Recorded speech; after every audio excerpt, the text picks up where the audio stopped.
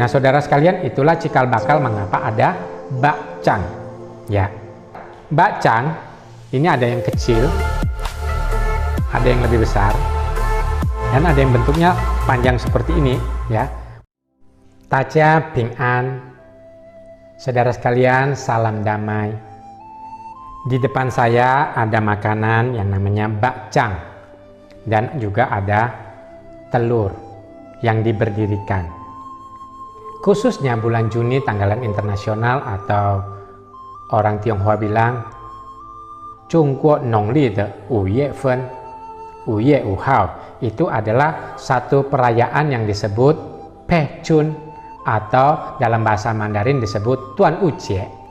Dalam Tuan Ucie itu mengenang seorang pahlawan yang namanya Cien. Dia adalah seorang penasihat raja yang pintar, yang bijaksana, yang punya sensitivitas yang tinggi, kepekaan yang tinggi, sehingga nasihat-nasihatnya bisa membantu negara Chu mengalami kedamaian, kemakmuran, dan kesejahteraan.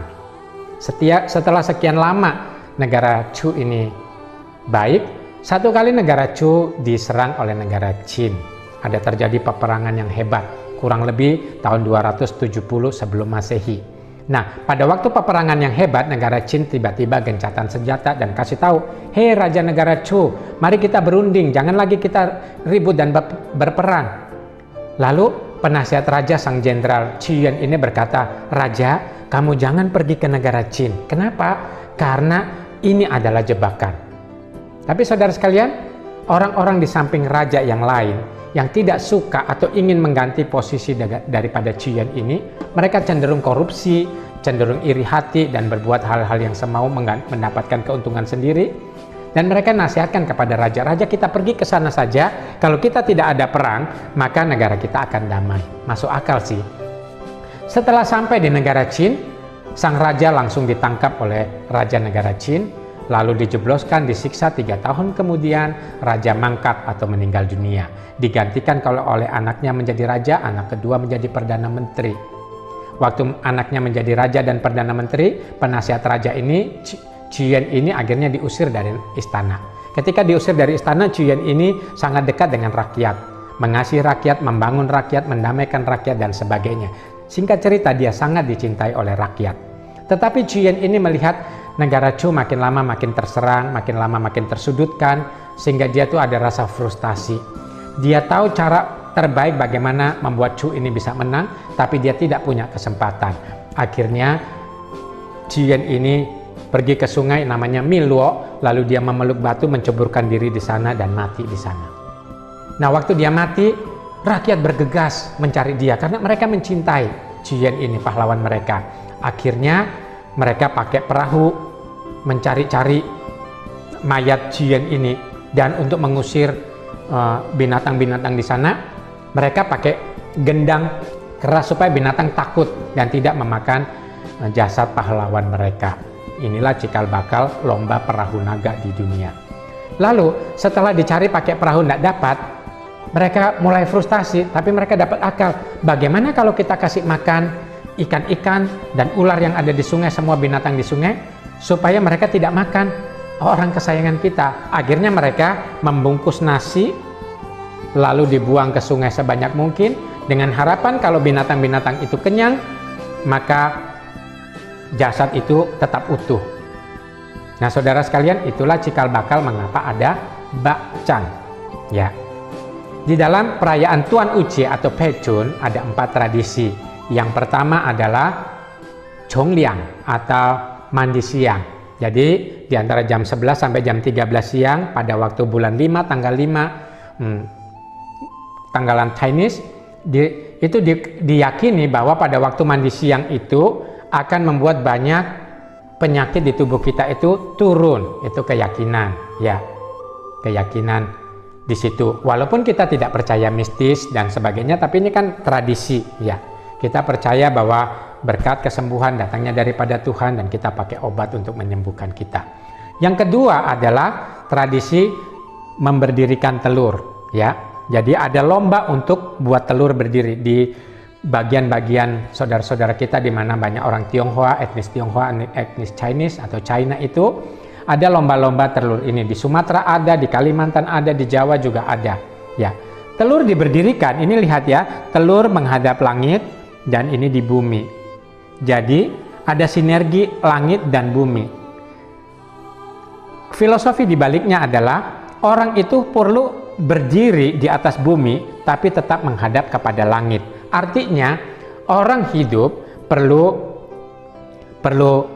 menginjak bumi atau perlu masuk akal di bumi, perlu kerja keras, tetapi perlu tahu bahwa semuanya ditentukan dari langit dan bersyukur kepada langit.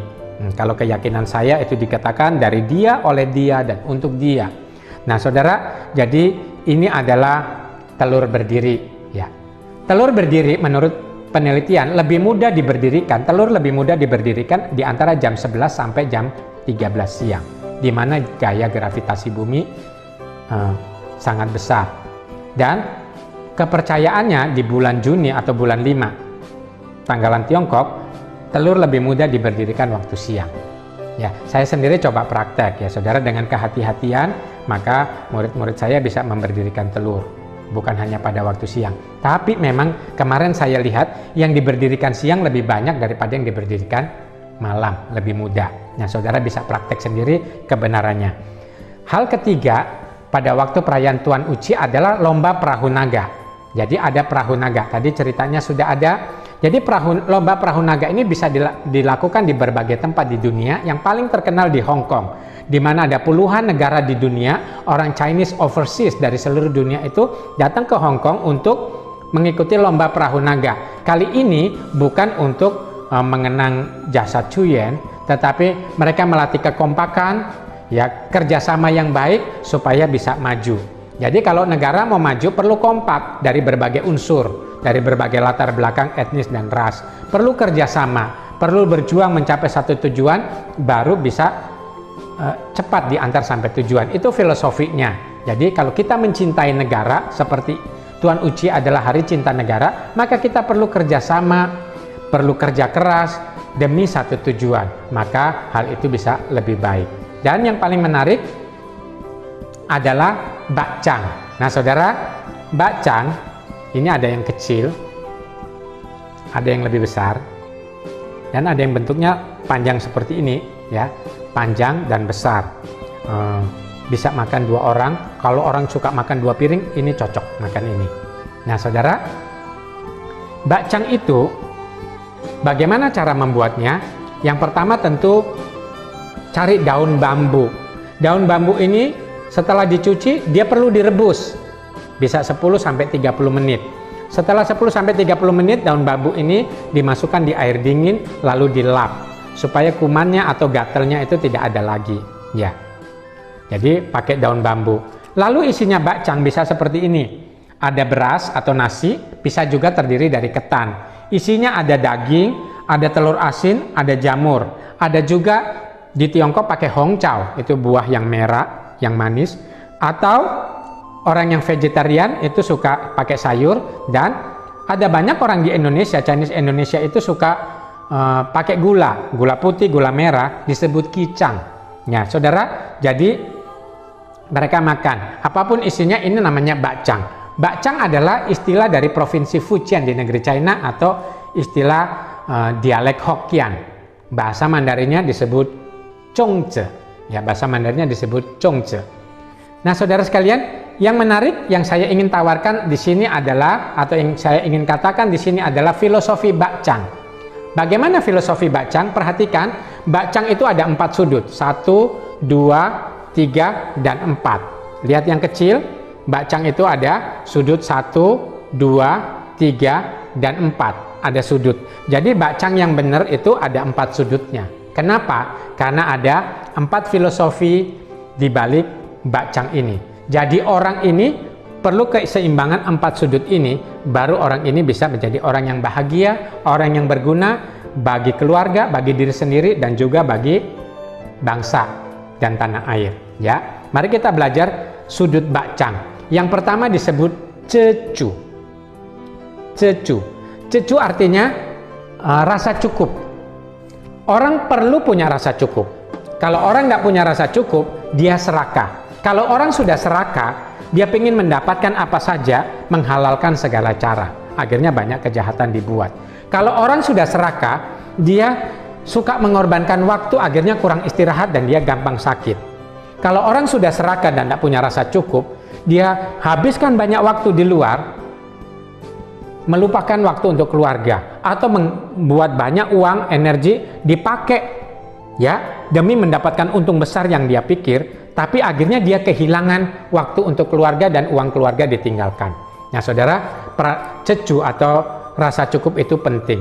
Kita manusia punya banyak sekali keinginan dan hanya sedikit kebutuhan. Apa manusia tidak boleh ingin? Boleh. Tetapi perhatikan jangan sampai terlalu jauh dari kebutuhan. Yang paling penting adalah kebutuhan.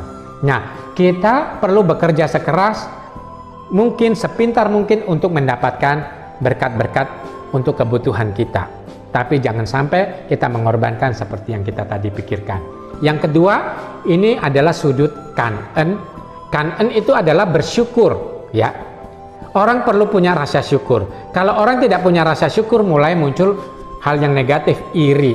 Kalau orang tidak punya rasa syukur, mulai muncul lagi mengeluh. Kalau orang tidak punya rasa syukur, bisa juga muncul hal-hal yang namanya rasa kurang ini dan kurang itu, terjebak ke dalam berbagai kekhawatiran dan kecemasan. Tujuan hidup manusia bukan mencari harta dan keuntungan semata-mata. Kita perlu tahu bahwa dunia ini hanyalah sementara. Dunia hanyalah sementara. Kita numpang lewat. Masa hidup kita 70 tahun, kalau kuat 80 tahun. Tetapi orang yang tahu bersyukur ini bisa melakukan sedikitnya 3 kebaikan. Orang yang tahu bersyukur, dia tahu berterima kasih kepada orang yang pernah membantu dia. Ya, karena dia tahu bersyukur sama Tuhan, dia tahu bersyukur sama Tuhan, maka dia juga tahu berterima kasih kepada orang yang membantu sama dia. Banyak sekali orang yang nggak tahu berterima kasih. Ada namanya musuh dalam selimut, tusuk orang dari belakang, nggak tahu terima kasih, banyak sekali. Nggak peduli dengan mereka. Yang penting kita jadilah orang yang tahu bersyukur. Yang kedua, orang yang tahu bersyukur mudah sekali berbuat baik. Ya, orang yang tahu bersyukur mudah sekali berbuat baik. Jadi dia mau nolong orang lain. Kalau orang tidak tahu bersyukur, hidupnya supaya orang mau mengerti dia, orang menolong dia. Capek kan kalau punya teman yang selalu hanya mau didengar tanpa mau mendengar. Itu orang yang tidak tahu bersyukur. Kalau orang yang kata-katanya tajam, selalu lihat negatif, itu orang-orang yang tidak tahu bersyukur. Nah saudara, hidup kita nggak bahagia kalau kita tidak tahu bersyukur. Ya. Lalu ini tadi cecu, ini tadi kan'en, maka di sini adalah sudut namanya sancie. Sancie, pepatah Tionghoa itu berkata tuo-tuo singsan, banyak-banyaklah berbuat baik. Ya. Tapi sancie juga adalah selain banyak berbuat baik, coba kalau kita kenal sesama kita, kenal orang lain, atau kita berteman, bersosialisasi, cari lebih dulu mana kelebihan dan kebaikannya. Orang yang cepat melihat kekurangan orang lain daripada kebaikan orang lain, sebenarnya dia adalah orang yang sakit. Karena itu mari kita cari kebaikan orang lain.